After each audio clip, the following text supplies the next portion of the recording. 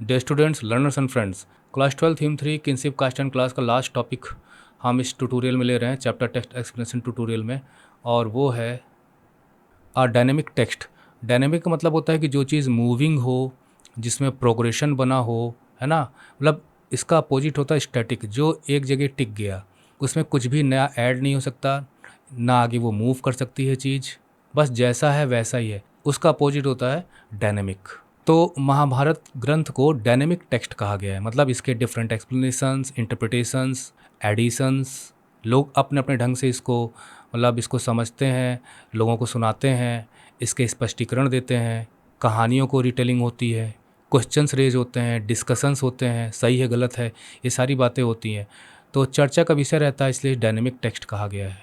Can you imagine for Bible? क्या आप ऐसी चीज़ें बाइबल के बारे में सोच सकते हैं, या आप कुरान के बारे में सोच सकते हैं, या आप जैन अवेस्ता के बारे में सोच सकते हैं? No, but for Hindu epics like Mahabharata you can do so. Arranging questions, debates and discussions is a part of human nature. Freedom of speech and expression है। The growth of Mahabharata did not stop with the Sanskrit version. Sanskrit version जो महाभारत का original version है, उसी के साथ महाभारत रुक नहीं गई ओवर द सेंचुरीज, बल्कि पीरियड ऑफ टाइम के साथ डिफरेंट सेंचुरीज से इसके और भी वर्जन्स इस एपिक के निकल के आ रहे हैं और वैरायटी ऑफ लैंग्वेजेस में आ रहे हैं। अब देखिए, यही है मूविंग, मतलब इसके डिफरेंट डिफरेंट वर्जन्स निकाले जा रहे हैं और उन वर्जन्स में डिफरेंस देखने को मिल सकता है। और जो वर्जन्स हैं, through an ongoing process of dialogue between peoples, communities and those who read the texts. और ये जो डिफरेंट वर्जन्स हैं, ये रिजल्ट है because of ongoing process of dialogue between peoples, communities and those who, यानी इसके जो different versions जो निकाले गए है ना, उनका लोगों से बातचीत, समुदायों से बातचीत, डायलॉग, डिबेट, डिस्कशन का नतीजा है कि उन्होंने वर्जन्स नए निकाले और उनमें कुछ चेंजेस भी किए होंगे।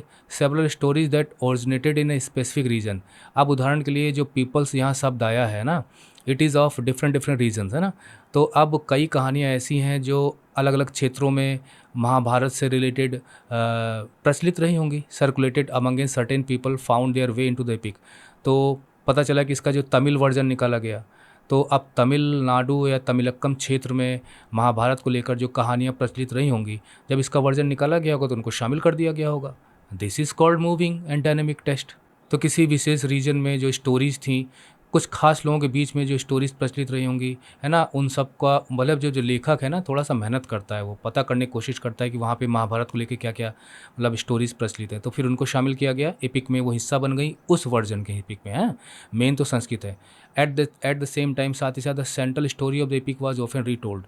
जो जो सेंट्रल स्टोरी है जो महाभारत की, है ना, खासकर पांडवों और कौरवों के बीच में युद्ध, उसे लोगों ने अपने अपने ढंग से दूसरे लोगों को बताया, अलग अलग तरीके से बताया। ठीक उसी प्रकार से पिक्चर देख लेते हो, 10 लोग उस पिक्चर को देखें और 10 लोगों को अलग अलग क्षेत्र में भेज दीजिए और कहा जाए वहाँ जाके आप इस पिक्चर की स्टोरी को अपने शब्दों में बताओ, तो क्या सब एक जैसा सेम बताएंगे? नो। फिल्म वही होगी, स्टोरी वही होगी, दृश्य वही होंगे, पर एक्सप्लेनेशन डिफरेंट होगा, लैंग्वेज डिफरेंट होगी, इमोशंस डिफरेंट होंगे, वर्ड्स डिफरेंट होंगे। तो आप कह सकते हो कि इस महाग्रंथ या महाकाव्य के जो डिफरेंट डिफरेंट एपिसोड्स हैं स्टोरीज़ के ना, उसके डिफरेंट एक्सप्लेनेशंस लोगों के बीच में पहुँचे और फिर इन एपिसोड्स को डिपिक्ट भी किया गया, शो किया गया स्कल्पचर के रूप में, पेंटिंग के रूप में, मतलब मूर्ति कला के रूप में, है ना, और ड्राइंग और पेंटिंग के रूप में। They also provided themes for a wide range of performing arts. और यही नहीं, महाभारत के जो एपिसोड्स हैं, उसके जो कथानक हैं, उसके जो घटनाएं हैं, है ना, वो थीम बनती हैं डिफरेंट परफॉर्मिंग आर्ट्स के, मतलब जिसमें जो हम परफॉर्म करके दिखाते हैं, जैसे नाटक है ना, डांस है, या अदर काइंड्स ऑफ नरेशंस हैं, उनका सब्जेक्ट मैटर भी महाभारत रहता है। आप शायद इससे इतना ज़्यादा प्रचलित ना होंगे, लेकिन आपने रामलीला ज़रूर सुनी होगी। तो रामलीला क्या है? परफॉर्मिंग आर्ट है। It is a kind of play जिसमें रामायण की थीम होती है। उसी प्रकार से महाभारत की भी थीम्स होती हैं, उन पे भी लीलाएं रची जाती हैं। और दूरदर्शन पे आपने इसके नाटक तो देखे ही होंगे और अभी भी चलते रहते हैं डिफरेंट डिफरेंट चैनल्स पर। तो स्टोरी के साथ साथ आप उसमें मॉरल टीचिंग भी मिल जाती है। तो इसमें हमने देखा कि भाई जो है महाभारत जो है ना, इसके ओवर सेंचुरीज वर्जन्स निकल के आए, written in a variety of languages. और जो several stories originated in specific regions found their way into the epic, तो वो उस वर्जन के एपिक में शामिल कर ली गई। अक्सर जो कहानियाँ हैं दे वर रीटोल्ड इन डिफरेंट वेज़, कई प्रकार से उनकी इंटरप्रिटेशंस व्याख्या की गई। और इनके जो एपिसोड्स हैं ना, इसे मतलब depicted in sculpture and paintings and episodes provided themes for performing arts like plays, dance and other kinds of narrations में पॉडकास्ट भी शामिल हो सकता है। अब यहाँ पे जो दिया गया है, read the excerpts from the Mahabharata included in the chapter once more. इन सब को आप स्वयं करिए। और शुरू में जो पोर्शन दिया गया था महाभारत से एक्सर्प्ट दिया गया था, तो उसके पढ़ने की बात हो रही है। इसके बाद यहाँ पे ये जो कलर्ड पोर्शन है, मोस्ट रीटेलिंग्स मतलब स्टोरी को अपने ढंग से बताना, एक्सप्लेन करना, री इंटरप्रिटेशन आप कह सकते हो। री इनेक्टमेंट्स का मतलब होता है कि आप स्टोरी को प्रेजेंट कर रहे हो अपने तरीके से। एपिक ड्रॉ ऑन का मतलब होता है based on the main narrative in creative ways. कहने का मतलब ये है कि महाभारत की जो कुछ भी स्टोरीज है, जो भी नैरेटिव्स हैं, तो उनको उनकी डिफरेंट इंटरप्रिटेशंस, एक्सप्लेनेशन, साथ ही साथ उनके री इनेक्टमेंट्स किए गए। री इनेक्टमेंट का मतलब होता है कि आप जो कुछ भी महाभारत में लिखा गया यहाँ पे उसको दोबारा रिपीट कर रहे हो अपने तरीके से, लोगों के सामने पेश कर रहे हो। It is just like remixing of music, है ना। ओरिजिनल सॉन्ग की जो रीमिक्स कर दिए जाते हैं, बोल तो वही होते हैं लेकिन पूरा म्यूज़िक, तरीका, टोन, लैंग्वेज और जो मतलब जो आवाज़ की जो लय होती है सब बदल जाती है। हो सकता है धुन भी बदल जाए। तो एपिक के जो है रीनेक्टमेंट्स भी हुए, रीटेलिंग हुई, लेकिन नैरेटिव वही था। तो बहुत ही क्रिएटिव वेज़ में क्या होता है कि अपनी इमेजिनेशन भी आप उसमें डाल देते हो। तो let us look at the example an episode from the Mahabharata, क्योंकि एक डायनेमिक टेस्ट है तो आप अपने ढंग से चीज़ों को जोड़ सकते हो। अगर द्रौपदी का ही सीन है तो 10 लोग चर्चा कर सकते हैं, सही था, गलत था, क्या था, माँ की बात माननी चाहिए थी या नहीं माननी चाहिए थी, इस तमाम चीज़ें। तो उसी में महाश्वेता देवी का नाम आता है, इसी रीटेलिंग और रीनेक्टमेंट में, जहाँ उन्होंने अपने ढंग से चीज़ों को जोड़ा है, मतलब प्रेजेंट किया है। मेन जो नैरेटिव है भाई, जब मेन जो संस्कृत ग्रंथ है वो तो ओरिजिनल है ही है, बाद में बहुत कुछ रीनेक्टमेंट्स हुए हैं। महाश्वेता देवी जो हैं बहुत ही प्रख्यात बंगाली राइटर रहीं, अब तो नहीं है, शायद 2016 में उनकी डेथ हुई। तो मैग्सेसे पुरस्कार विजेता, पद्मा अवार्ड्स विजेता, साहित्य अकेडमी अवार्ड उनको 1084 की माँ फिल्म आपने देखी होगी, रुदाली फिल्म आपने देखी होगी। 1084 माँ जो बंगाली रचना है उसे लिए उनको साहित्य अकेडमी पुरस्कार मिला था। तो वो जो पीपल जो एक्सप्लॉयटेशन का शिकार थे, तो वो उनकी थीम उसी सब्जेक्ट मैटर पर ज़्यादातर वो लिखा करती थी, जिसमें ट्राइबल्स भी काफ़ी ज़्यादा उनकी कथानक, उनके स्टोरीज़ का हिस्सा थे। तो महाश्वेता देवी अ कंटेम्प्रेरी बंगाली राइटर, तो known for raising her voice, वो जानी जाती हैं अपनी आवाज़ उठाने के लिए, शोषण के विरुद्ध आवाज़ उठाने के लिए, प्रताड़ना और अत्याचार के विरुद्ध आवाज़ उठाने के लिए।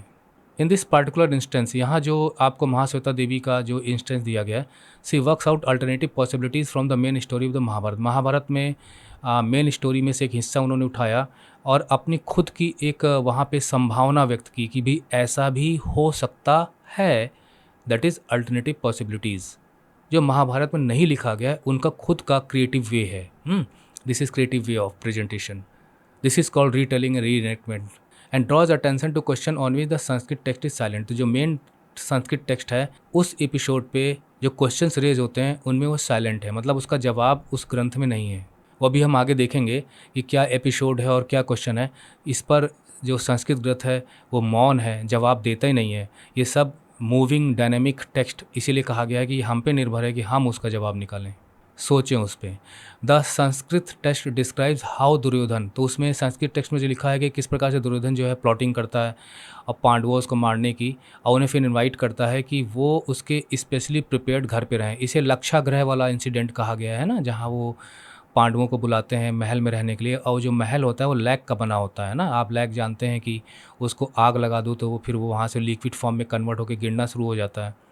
शील वगैरह में इसका इस्तेमाल होता है, लाल रंग का लैक। लेकिन वो ओरिजिनल महल जैसा दिखता था, पता नहीं चलता था कि लैक का बना हुआ है ना। बाद में आग लगा देंगे तो उसी में सब जल जाएंगे।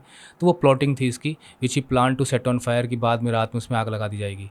लेकिन फोरवॉर्ड ये पांडवों को जो है भाई पता चल जाता है, तो क्या करते हैं कि उस लक्षागृह में पहले से ही एक टनल खुदवा लेते हैं, जिससे कि रात को जब आग लगेगी तो वहाँ से भाग निकलेंगे।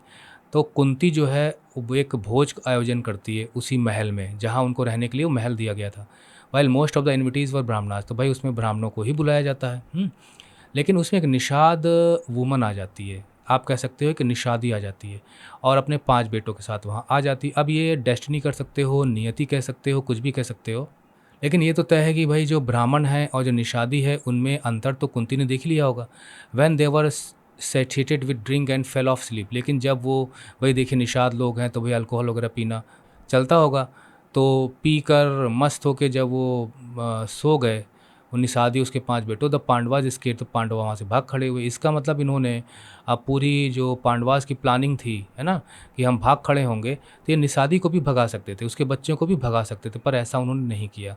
Setting fire to the house, और बाद में जो है उस पर आग लगा दी गई, उसके पहले भाग निकले। When the bodies of the women and, अब जब जल कर जो बॉडीज़ मिली वहाँ पर, उस औरत की मिली, उसके 5 बेटों की मिली, तो people thought that the Pandavas were dead, तो ये माना गया कि शायद पांडवास की डेथ हो चुकी है।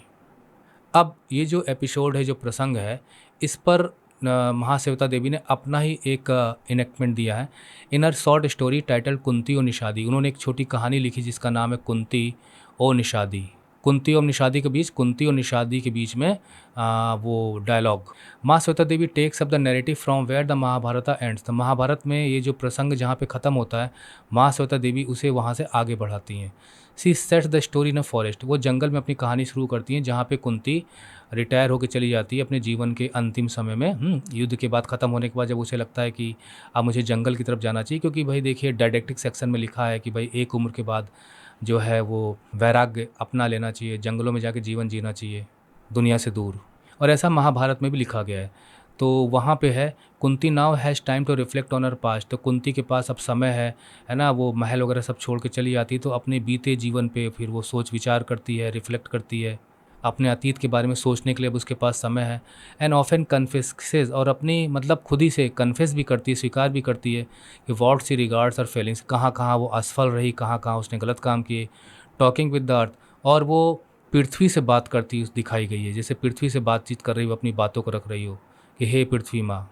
द सिंबल ऑफ नेचर, और पृथ्वी जो है सिंबल ऑफ नेचर है, तो नेचर से बात करती हैं। एवरी डे से सी द, अब फिर वो चूँकि जंगल में रह रही होती तो वो देखती थी कि वहाँ निषाद लोग आते थे, वो लकड़ियों को इकट्ठा करते थे, हानि इकट्ठा करते थे, ट्यूबर्स जो बेल वगैरह होती हैं, लताएँ वगैरह होती हैं, कंदमूल वगैरह आप कह सकते हो उनको, और रूट्स को, जड़ों को इकट्ठा करती हैं। और उसके बाद जो निषादी, मतलब निषाद औरत को निषादी, वो अक्सर कुंती को जो है सुनती थी जब वो पृथ्वी से बातचीत करती थी। One day there was something in the air, एक दिन क्या हुआ, अचानक जो है वातावरण में कुछ अजीब सा देखने को मिला, कुछ अलग।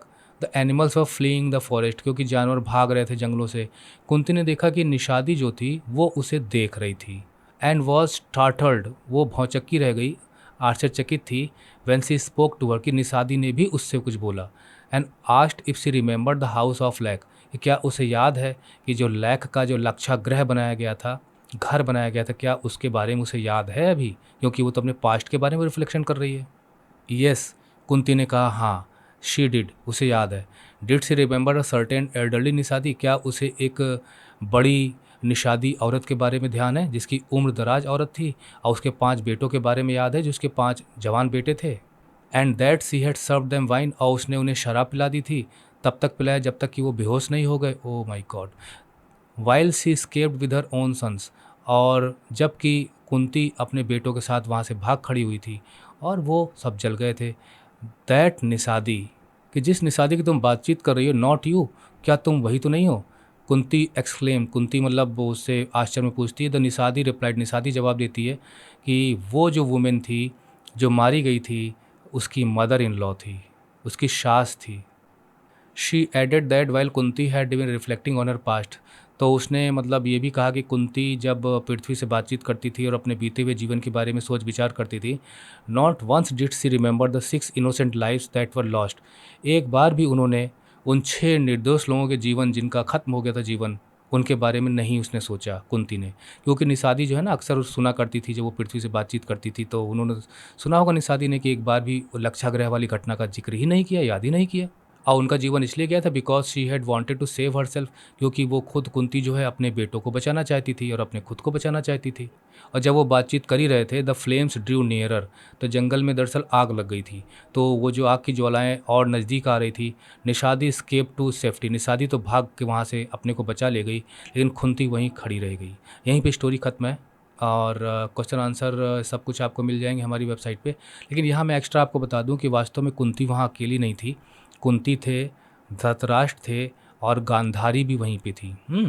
और जब वो जंगल में लगती है तो ये लोग भाग सकते थे, पर ये लोग भागते नहीं हैं और शायद अपने पश्चाताप या अपने जीवन में जो कुछ भी गलत किया था उसके पश्चाताप के लिए वो अपने आप को अग्नि को समर्पित कर देते हैं और वहीं पे मेडिटेशन में चले जाते हैं और उसमें जलकर ख़त्म हो जाते हैं। ये तो महाभारत की हिस्ट्री में वो जो महाभारत के जो संस्कृत ग्रंथ में ये चीज़ लिखी गई है, लेकिन यहाँ महाश्वेता देवी ने उसे एक ट्विस्ट दिया।